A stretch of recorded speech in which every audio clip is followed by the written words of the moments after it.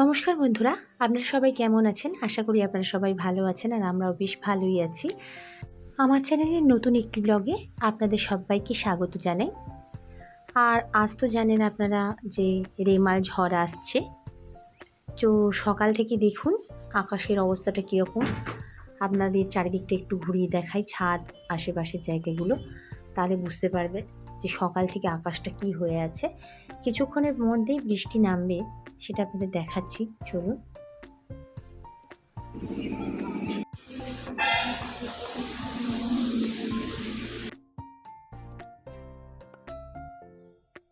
এটা আমাদের পুকুর, জল ছেঁচে ফেলে দেওয়া হয়েছিল মাসখানেক আগে। তো কয়েকদিন আগে একটু বৃষ্টি হয়েছিল, তাই একটু জল জমে আছে ওখানে।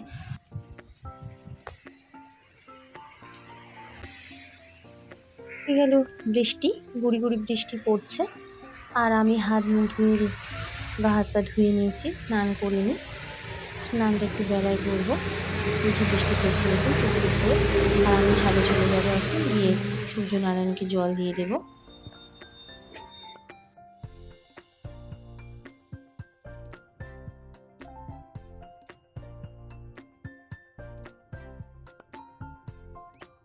বৃষ্টি পড়ছে, তার মধ্যেই আমি সূর্যনারায়ণকে জল দিয়ে দিচ্ছি। সূর্যকে আজ দেখা যাচ্ছে না, তবু সূর্যনারায়ণের উদ্দেশ্যে আর জল নিবেদন করছি। মেঘ আকাশে প্রচুর ভরে আছে।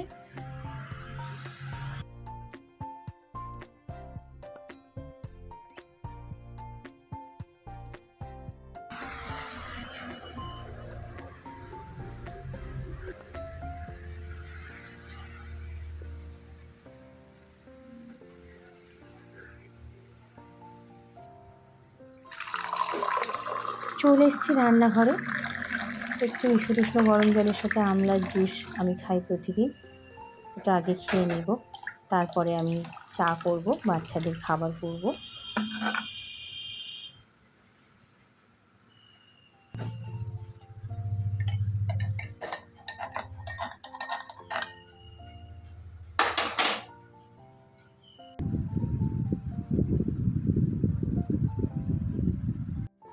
ছেলের জন্য একটু সুজির পায়েস করছি, ও সকালে খাবে এটা।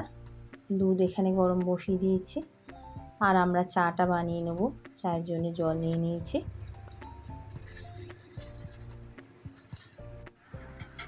ছেলে উঠে পড়েছে, চোখ মুখ ধুয়ে দিয়েছি, জল খেয়ে নিল। এবার ওর খাবারটা খাইয়ে দেব। খেয়ে ওর খাওয়া হয়ে গেলে আমি আবার কিচেনে চলে যাব। বাইরে বৃষ্টি পড়ছে আকাশে টুকটুক করে, ওই জন্য তাড়াতাড়ি রান্নাটা শেষ করে নেব। উপরে হাঁড়িতে চাল ডাল ধুয়ে আগে বসিয়ে দিয়ে এসেছি। এবার আমি বাকি সবজিগুলো, যেগুলো খিচুড়ির মধ্যে দেবো, বেশি কিছু সবজি আজকে নেই। কুমড়ো, আলু, টমেটো আর একটু পটল একসাথে ভালো করে কষিয়ে নিচ্ছি সমস্ত মশলা দিয়ে। আদা, পেঁয়াজ, রসুন বাটা ওগুলো দিয়েছি, নুন, হলুদ, লঙ্কা সব দিয়ে ভালো করে কষিয়ে নিচ্ছি। নিয়ে এই যে খিচুড়ির মধ্যে এটা আমি দিয়ে দেবো। চাল ডাল ফুটে উঠেছে, ওর মধ্যে এটা ঢেলে দেবো, দিয়ে আমি ঢাকনা দিয়ে দেবো, দিলে হয়ে যাবে।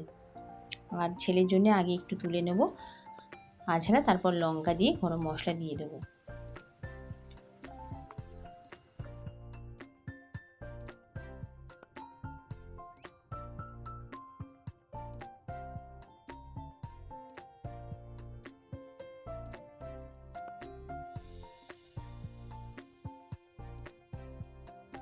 জিরে, শুকনো লঙ্কা, তেজপাতা ফোড়নের জন্য সর্ষের তেল দিয়ে আমি গরম করে নিয়ে এসেছি, এটা দিয়ে দিলাম।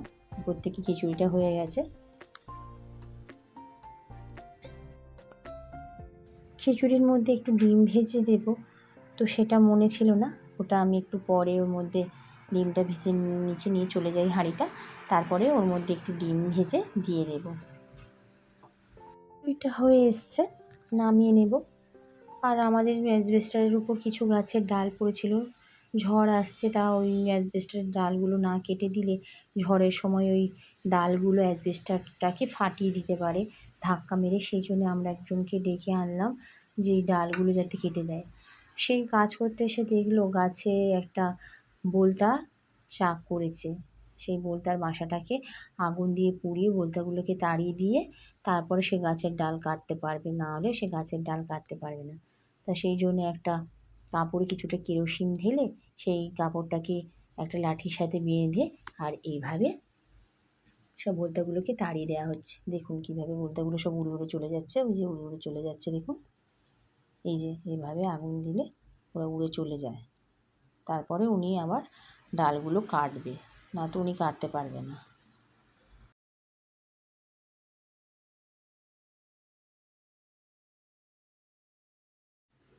সমস্ত বলতাগুলো উড়ে গেছে, এবার উনি গাছের ডাল কাটছেন। এই যে কেটে কেটে সব ফাঁকা করে দিচ্ছেন। পুরো ডালগুলো এসে ছাদটাকে ঢেকে দিয়েছিল, এই যে পাতাগুলো কেটে কেটে সরিয়ে দিচ্ছে। তো এখানে আমার অনেকটা সময় নষ্ট হয়ে গেল, কারণ ওদের হাতে হাতে অনেক কিছু আমাকে গুছিয়ে দিতে হয়েছিল। সেই জন্যে আমার একটু দেরি হয়ে গেল। নিচে খিচুড়িটা ওইভাবেই বসানো হয়েছে। এবার নিচে চলে যাব, গিয়ে খিচুড়িটার বাকি যে কাজগুলো আছে ওগুলো করে নেব।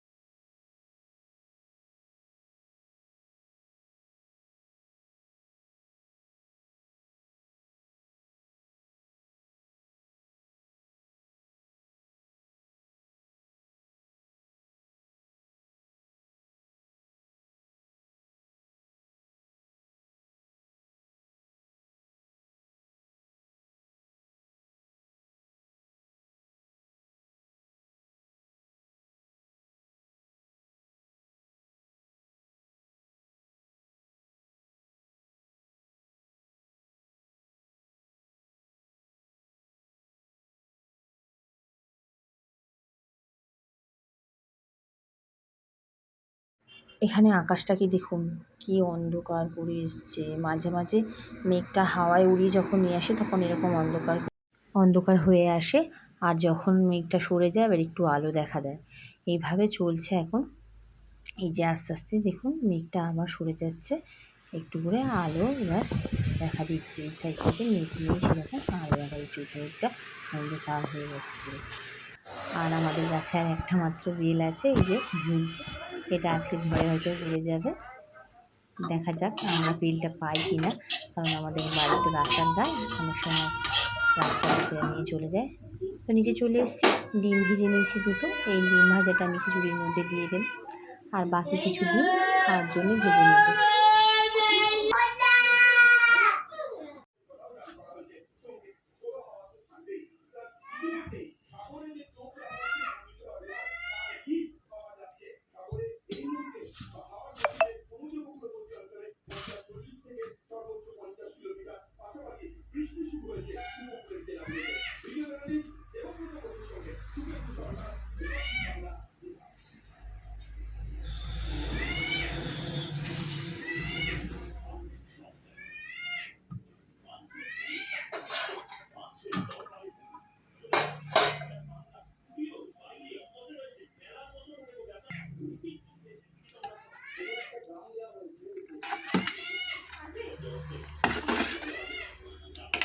ডিম ভেজে দিয়ে দিলাম খিচুড়ির মধ্যে, আর একটু গরম মশলা দিয়ে দিলাম। গরম মশলাটা দেওয়া হয়নি, দিয়ে দিলাম।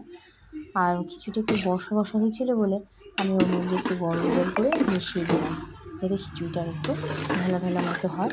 পরে আবার এই খিচুড়িটা আবার বসে যাবে।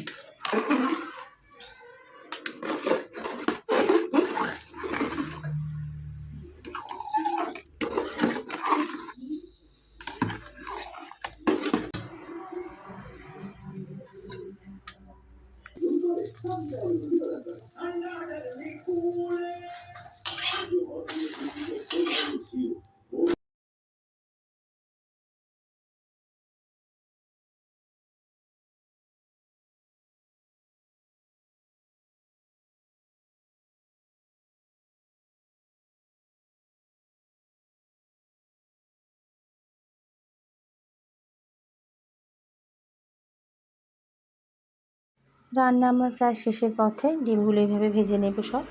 এখানে মেয়ে বিড়ালটাকে নিয়ে খেলছে, বলছে চান করতে যাওয়ার আগে একটু বিড়ালটা নিয়ে খেলি মা। আমি এমনি ওর বিড়ালের গায়ে হাত দিতে দিই না, স্নানের আগে একটু আধটু হাত দেয়, আর হাত যদিও দিয়ে ফেলে তো আবার সাবান দিয়ে ধুয়ে দিই, কারণ ছোটো ভাই আছে তাই। আর বিকাল হয়ে গেছে, এখন দেখুন বিকালে নদীর ধারে চলে এসেছি। এই যে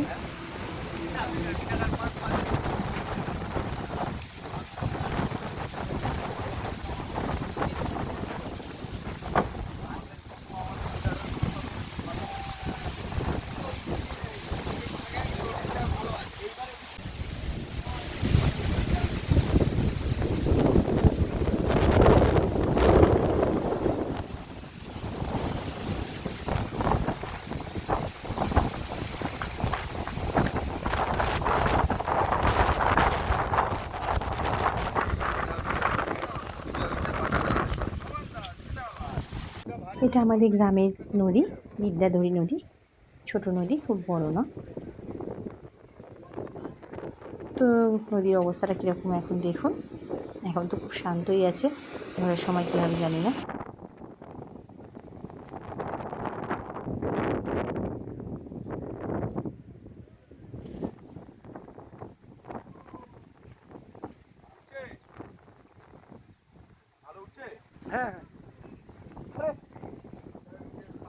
যখন ওয়েদার ভালো থাকবে তখন একদিন সেই নদীটাকে আপনাদের ভালো করে ঘুরিয়ে দেখাবো। এই নদীর এপার ওপার হয় বহু মানুষ প্রতিদিন, তাদের কাজের জন্য এদিক ওদিক করতে হয় ওদের। ছোটো ছোটো ডিঙি নৌকা আছে, সেই নৌকোতে ওরা পারাপার করে। আজ সেই নৌকোগুলো চলছে না, কারণ একটা ঝড়ের পূর্বাভাস দিয়ে রেখেছে, সেই জন্যে মানুষজনের যাতায়াত বন্ধ রয়েছে।